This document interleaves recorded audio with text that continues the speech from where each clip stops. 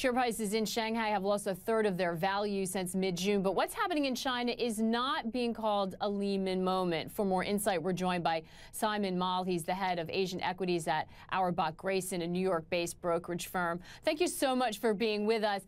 Let's talk about the potential for ripple. I know that people are looking at this and wondering, is this going to hurt confidence? Is this going to deliver a blow to the Chinese economy, one that many worry is already slowing? How serious is this? Well, I'm not going to sit here and tell you there's going to be no impact. I mean, clearly there's going to be an impact on sentiment and confidence. I do, however, want to put it into context. Stock market investment in China is not still a widespread phenomenon. I think only about 7% of the Chinese population have stock trading accounts. If you look at where people's wealth is tied up, it's in property. About 75% of household wealth is in property. What you don't have in China is an equity-based retirement savings system. There's no 401k equivalent.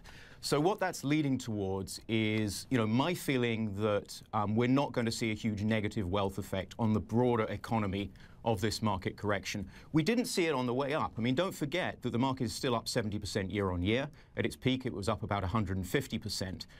If you look at the retail sales numbers, they've been slowing the whole time in China for several years now. And the most recent data we had, I think, showed retail sales up 10% year on year.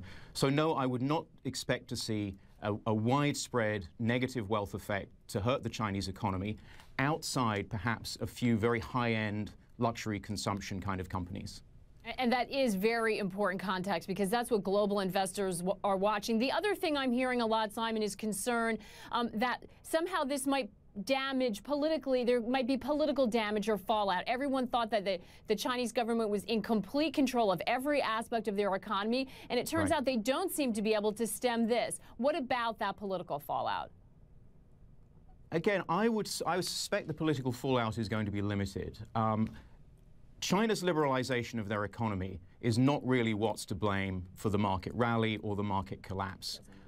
It's been a pure case of greed and fear, as I believe Ivan mentioned before. This has been a speculative run, and now it's fear on the way down. There has been no support from fundamentals. China's economic liberalization has been based on improving China's standing in the global economy through opening up markets. It's been focused on banking deregulation to improve the allocation of capital. Those are admirable goals. They're long-term goals. And they are not goals that I think are going to be derailed by a bubble and a collapse of a stock market. Now, I would put one caveat there.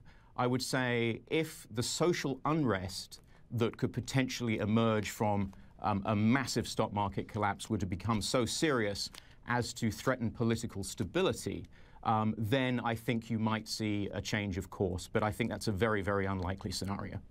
And we're almost out of time. So, Simon, one last question. We have started to see this spill over to Hong Kong. We see Australia down. This is always a confidence game. These statistics may all be true, but if global investors, it's a nervous time for markets. Do we need to watch for that? Do you think that will continue? And would that be a game changer? Yeah, I mean, absolutely. There's nervousness, but I think what we need to look at as a flaw to all these markets is valuations. The valuations of the Hong Kong market have never been stretched.